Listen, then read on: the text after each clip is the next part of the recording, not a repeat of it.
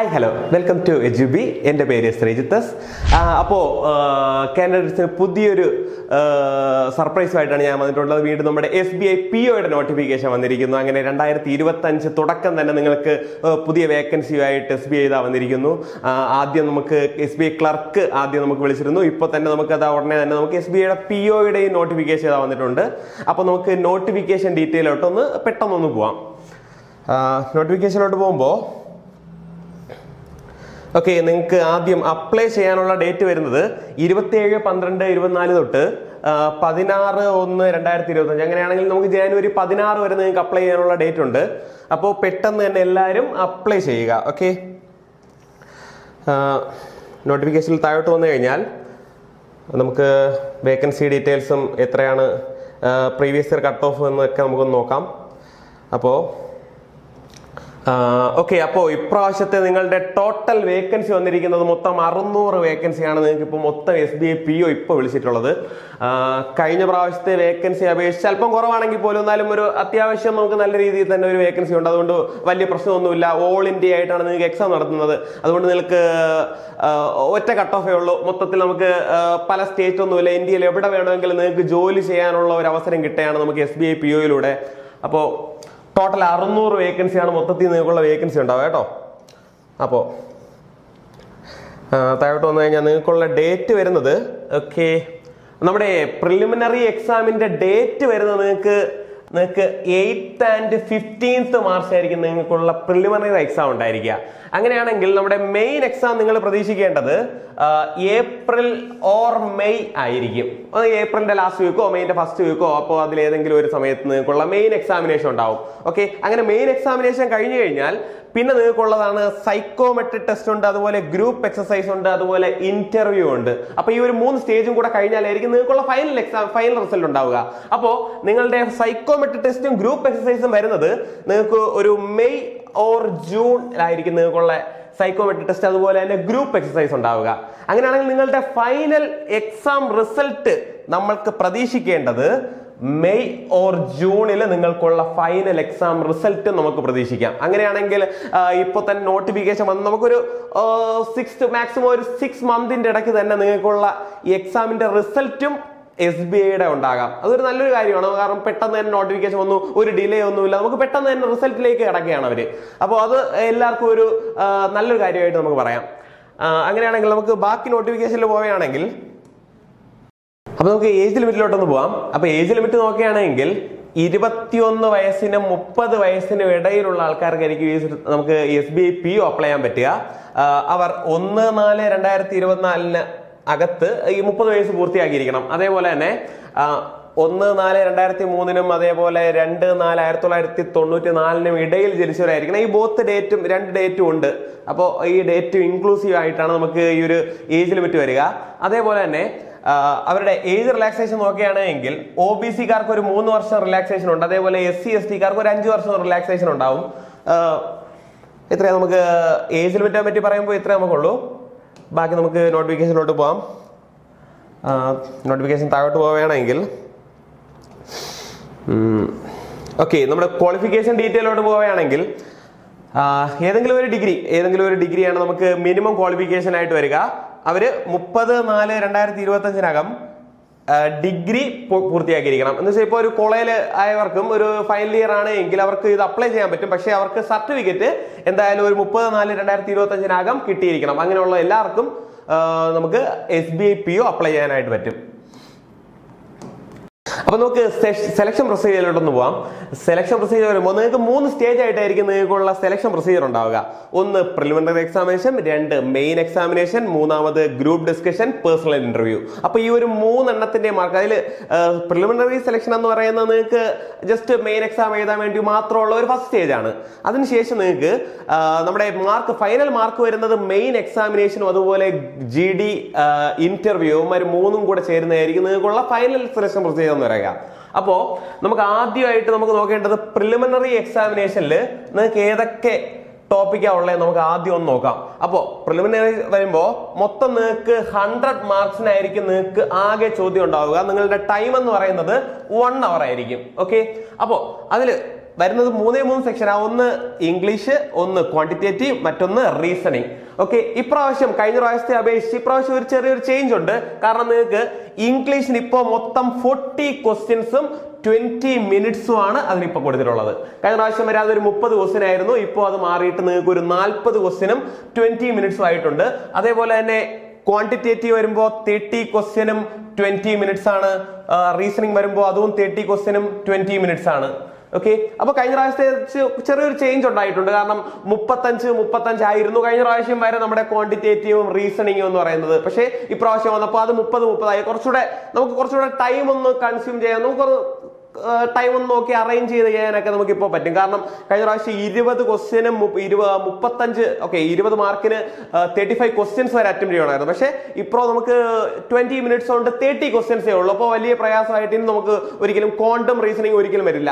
ഇംഗ്ലീഷിലാണെങ്കിൽ നമുക്ക് ആവോളം സമയമുണ്ട്, കുഴപ്പമില്ല. 40 ചോദ്യം 20 മിനിറ്റ് ആയാലും 15 മിനിറ്റ് കൊണ്ട് തന്നെ നമുക്ക് 40 ക്വസ്റ്റ്യനൊക്കെ വളരെ എളുപ്പത്തിൽ ചെയ്യാൻ പറ്റും. അപ്പോൾ നിങ്ങൾക്ക് ഇംഗ്ലീഷ് ഒരിക്കലും ഒരു ടൈമിങ്ങിന്റെ കാര്യത്തിൽ ഇംഗ്ലീഷ് ഒരിക്കലും ഒരു പ്രശ്നമായിട്ട് വരില്ല. നമുക്ക് എപ്പോഴും ടൈമിംഗ് വിഷയം വരുന്നത് നമുക്ക് മാത്സും അതുപോലെ തന്നെ റീസണിങ്ങിനും ആയിരിക്കും. അപ്പോൾ ഇപ്രാവശ്യം SBI നോക്കുകയാണെങ്കിൽ നിങ്ങൾക്ക് 30 ക്വസ്റ്റ്യൻ 20 മിനിറ്റ്സേ ഉള്ളൂ. അപ്പോൾ നമുക്ക് വലിയ ടൈമിങ്ങിന് വലിയ പ്രശ്നം ഇപ്രാവശ്യം ഉണ്ടായില്ല എന്നാണ് നമ്മുടെ ഒരു അനുമാനം എന്ന് പറയുന്നത്. അപ്പോൾ ബാക്കി മെയിൻ എക്സാമിനോട്ട് പോവുകയാണെങ്കിൽ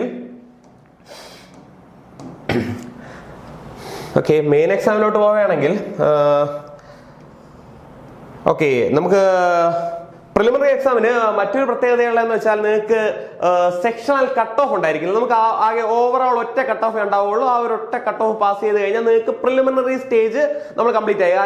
അല്ലാതെ നിങ്ങൾക്ക് മാത്സിനും റീസണിങ്ങിനും ഇംഗ്ലീഷിനും സെപ്പറേറ്റ് മാർക്ക് നമുക്ക് ആവശ്യമില്ല. കാരണം ഒറ്റ കട്ട് ഓഫ് കയറി കഴിഞ്ഞാൽ നിങ്ങൾക്ക് പ്രിലിമിനറി എന്തായാലും പാസ്സാവും. ഓക്കെ, അപ്പോൾ മെയിൻ എക്സാമിനാണെങ്കിൽ ഇത്തവണ തൊട്ട് നിങ്ങൾക്ക് സെക്ഷൻ കട്ട് ഓഫ് വരുന്നുണ്ട്. ഓക്കെ, മെയിൻ എക്സാമിലോട്ട് പോവുകയാണെങ്കിൽ നമുക്ക് അവന്റെ ഒരു സിലബസും കാര്യങ്ങളും നോക്കാം. ഓക്കെ, അപ്പോൾ മൊത്തം 4 സെക്ഷൻ ആയിരിക്കും നിങ്ങൾക്ക് അതിലുണ്ടാവുക. ഒന്ന് റീസണിങ്, അല്ലെങ്കിൽ റീസണിങ്, കമ്പ്യൂട്ടർ ആപ്റ്റിറ്റ്യൂഡ്, അതേപോലെ തന്നെ ഡേറ്റ അനാലിസിസ് ആൻഡ് ഇന്റർപ്രിട്ടേഷൻ. നമ്മുടെ ക്വാണ്ടിറ്റേറ്റീവ് ആപ്റ്റിറ്റ്യൂഡിനെയാണ് നമ്മൾ ഡേറ്റ ഇന്റർപ്രിട്ടേഷൻ. കാരണം എന്ന് പറയുന്നത് നമുക്ക് ഡേറ്റ ഇന്റർപ്രിട്ടേഷൻ ആണ് ഏറ്റവും കൂടുതൽ. ഒരു 4-5 ചോദ്യങ്ങൾ ഡേറ്റ ഇന്റർപ്രിട്ടേഷനിൽ നിന്ന് മാത്രമായിട്ട് നിങ്ങൾക്ക് ഉണ്ടാവും. ക്വാണ്ടിറ്റേറ്റീവ് ആപ്റ്റിറ്റ്യൂഡ് എന്ന് പറയുമ്പോൾ ബാക്കി എല്ലാ ചോദ്യവും വളരെ കുറവായിരിക്കും. അപ്പോൾ അതുകൊണ്ട് അതിനെ നമുക്ക് ഡേറ്റ അനാലിസിസ് ആൻഡ് ഇന്റർപ്രിട്ടേഷൻ എന്ന് പറയുന്നത്. ഓക്കെ, അത് മാത്സ് തന്നെയാണ് ആക്ച്വലി. ഓക്കെ, അതേപോലെ തന്നെ ജനറൽ അവയർനെസ് ഉണ്ടാവും, ഇംഗ്ലീഷ് ഉണ്ടാവും. അങ്ങനെ മൊത്തം 4 സെക്ഷൻ ആയിരിക്കും നിങ്ങൾക്ക് മെയിൻ എക്സാമിന് ഉണ്ടാവുക. മൊത്തം 200 മാർക്കിന് 3 hours ആയിരിക്കും ക്വസ്റ്റ്യൻ. അത് കഴിഞ്ഞതിന് ശേഷം നിങ്ങൾക്ക് 50 മാർക്കിന് ഡിസ്ക്രിപ്റ്റീവ് ടെസ്റ്റും കൂടെ ഉണ്ടായിരിക്കും. ആ ഡിസ്ക്രിപ്റ്റീവ് ടെസ്റ്റ് എന്ന് പറയുന്നത് മൊത്തം 30 മിനിറ്റ്സ് ആയിരിക്കും നിങ്ങൾക്ക് ആ ഡിസ്ക്രിപ്റ്റീവ് ടെസ്റ്റിനുള്ള ടൈമിങ്. ഓക്കെ, ഈ ഡിസ്ക്രിപ്റ്റീവ് ടെസ്റ്റിൽ എന്താണെന്ന് വരുന്നത് വെച്ചാൽ നിങ്ങൾക്ക് ഇപ്പോൾ ഒരു കമ്മ്യൂണിക്കേഷൻ സ്കില്ല് അവർ ഉദ്ദേശിക്കുന്നത്. മൊത്തം ഇമെയിൽസ്, ഒരു റിപ്പോർട്ട്, സിറ്റുവേഷൻ അനാലിസിസ്, അതുപോലെ പ്രിസൈസ് റൈറ്റിംഗ്, ഇങ്ങനെ 4 ടോപ്പിക് ഉണ്ട്. ഈ 4 എണ്ണത്തിൽ ഏതെങ്കിലും 2 എണ്ണം നിങ്ങൾക്ക് അറ്റംപ്റ്റ് ചെയ്താൽ മതിയാവും. മൊത്തം 50 മാർക്കിനായിരിക്കും, 30 മിനിറ്റ്സും ഉണ്ട്. ഓക്കെ, ബാക്കി നമ്മളെല്ലാം ഈ IBPS PO അല്ലെങ്കിൽ SBI PO പ്രീവിയസ് ഇയർ നമ്മൾ ചെയ്ത പോലെ തന്നെ ആയിരിക്കും. ബാക്കി ഇവന്റെ ഡിസ്ക്രിപ്റ്റീവ് പേപ്പർ നമുക്ക് പറയാനുണ്ടാവുക. ഓക്കെ,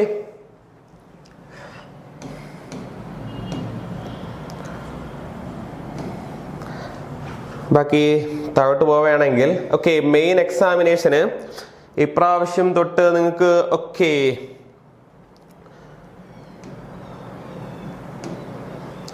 നിങ്ങളുടെ മെയിൻ എക്സാമിനേഷന് നിങ്ങൾക്ക് മിനിമം സ്കോർ ഇപ്രാവശ്യം തൊട്ട് നിങ്ങൾക്ക് മിനിമം സ്കോർ ഉണ്ടായിരിക്കും. കാരണം ഇത്രയും കൊല്ലം വരെ നമുക്ക് minimum sectional cut off main എക്സാമിന് നമുക്ക് ഇതുവരെ ഇല്ലായിരുന്നു.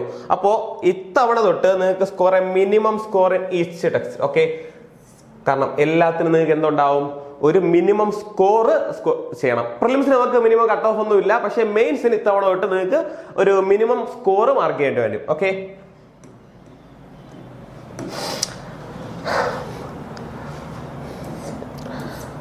ബാക്കി നോക്കുകയാണെങ്കിൽ നിങ്ങൾക്കുള്ള സൈക്കോമെട്രി ടെസ്റ്റിനെ പറ്റിയും ബാക്കിയുള്ള ഡീറ്റെയിൽസ് ആയി പറയുന്നത്.